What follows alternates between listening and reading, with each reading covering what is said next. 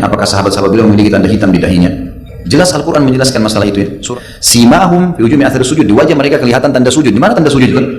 Di dahi. Punya akhlak ente lain. Dahi Nabi dan sahabat malah ente cap hitam. Ini fitnah terbesar dalam Islam terhadap Nabi, saudara-saudara. Salah mana yang menafsirkan ayat tersebut seperti itu? Jangan cuma ngaku salaf Anda, tapi nafsirin ayat seenak nafsumu. Kami akan buktikan salaf tidaklah menafsirkan seperti itu. Talha oleh Ibnu Abbas, simau fi ujumi athir sujud yakni as-samtul hasan, yaitu perangai yang baik, yang tidak menafikan, artinya bekas dari sujud nggak menafikan. Ketahuan dusta lukong. Enggak ada Ibnu Abbas menyebut dahi di situ.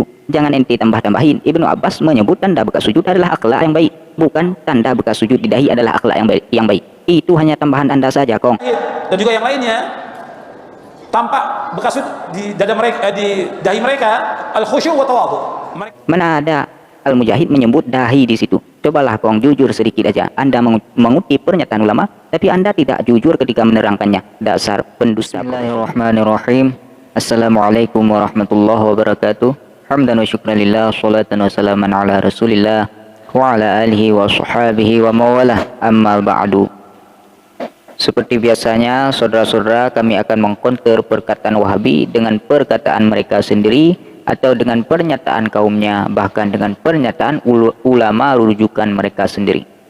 Baik, kali ini kami sebenarnya ingin tertawa atas tingkah laku dua ustadz Wahabi. Tapi ya sudahlah. Baik, dalam video ini ada dua ustadz Wahabi yang saling bertentangan keduanya, di mana Khalid Basalamah mengatakan Nabi dan sahabat jidatnya hitam karena dalil simahum fi wujuhim min asari sujud. Sedangkan Kong Jawas di sini sudah agak warasan sedikit karena beliau menolak perkataan Khalid Basalamah. Baik, kita simak dulu videonya. Ustaz, apakah Rasulullah SAW memiliki tanda hitam di dahinya? Apakah sahabat-sahabat beliau memiliki tanda hitam di dahinya? Jelas Al-Quran menjelaskan masalah itu ya. Surah Al-Fatih ayat terakhir ya. Fi wujuh min athari sujud. Di wajah mereka jelas tanda-tanda. Siapa di sini? Muhammadur Rasulullah walladzina ma'ahu. Nabi Muhammad SAW dan sahabat-sahabatnya. Simahum fi wujuh min athari sujud. Di wajah mereka kelihatan tanda sujud. Di mana tanda sujud itu? Di dahi. Gitu kan? Dan wajah disebutin. Ya salam Mas Khalid, memang Anda ini sangat lucu. Di sini kelihatan yang bahwa Anda tidak beradab terhadap Nabi dan sahabat. Begitu mudahnya Anda menuduh dahi Nabi dan sahabat yaitu hitam. Mana ada di ayat itu menyebutkan bekas tanda sujud adalah dahi. Yang disebutkan di situ wajah Mas Bro, bukan dahi. Jadi jangan asal nafsir ente Mas Bro. Ada tidak ulama yang menafsirkan wajah di situ maksudnya dahi yang kosong? Kalau tidak ada, mengapa Anda berani menafsirkan seenak jidat Anda? Katanya pengikut salaf, buktiin dong, bukan malah mengikut nafsu ente.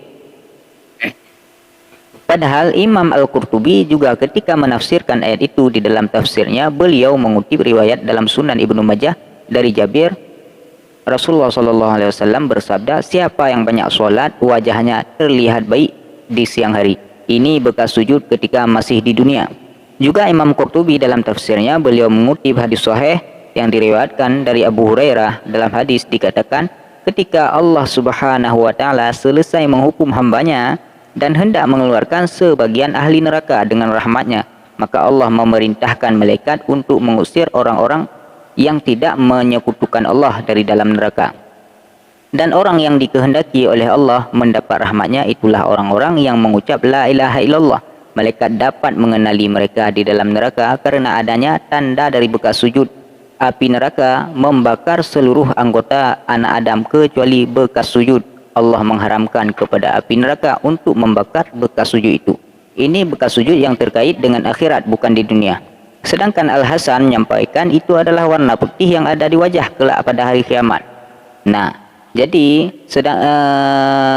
Al-Hasan ini yaitu juga berpendapat bahwa tanda bekas sujud yaitu di hari kiamat, bukan di dunia. Sedangkan Suhar bin Hawsab mengatakan tanda sujud di wajah seperti bulan di malam bulan purnama. Maksudnya enak dipandang, bukan malah hitam gosong. Jadi salaf mana yang mengartikan ayat tersebut dengan dahi yang hitam? Mana Mas Bro? Anda sudah jadi mufassirin ya Mas Bro. Ya ma'asyiral muslimin, sobat Tuarul yang dirahmati Allah. Namun pernyataan Khalid Basalamah ini ditentang oleh kakek Jawa, saudara-saudara. Ini dia videonya. Ali bin Abi Talha oleh Ibnu Abbas, simau fi ujum athar sujud yakni as-samtul hasan, yaitu perangai yang baik, Yang tidak menafikan, artinya bekas dari sujud nggak menafikan.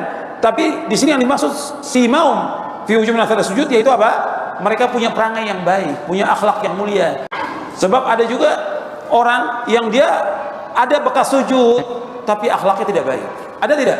Ada. Bekas sujudnya luar biasa mereka. Tapi gimana? Jahat mereka. Kata Mujahid dan juga yang lainnya, tampak bekas sujud di dada mereka, di dahi mereka, al khusyuk wa tawadhu. Mereka adalah orang yang khusyuk dan tawadhu. Seperti dikatakan oleh Imam Mujahid dan yang lainnya, bahwa itu maksudnya adalah orang-orang yang khusyuk.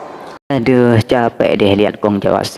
Jujur saya sebenarnya tertawa melihat Kong Jawas ketika mengutip pernyataan Ibnu Abbas, bekas sujud adalah akhlak yang baik. Tapi Kong Jawas masih ingin melintir, maksudnya ada bekas di dahi dan akhlak yang baik.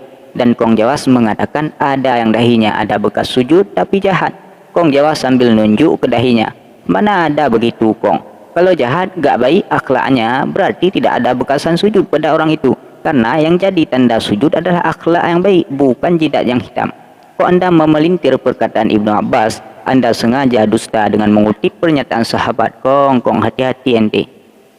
Yang kedua, ketika Kong Jawas mengutip pernyataan Mujahid, kata Al-Mujahid, makna bekas sujud adalah khusyuk dan tawadhu. Gak ada kata-kata tanda bekas sujud di dahi mereka adalah khusyuk dan tawadhu. Tapi malah ente pelintir lagi ke dahi. Jangan menambah-nambah Kong, katakan sejujurnya, jangan dusta ente. Makanya muka Anda kelihatan gagap ketika mengatakan dahi, karena Anda sengaja membodohi jamaah Anda.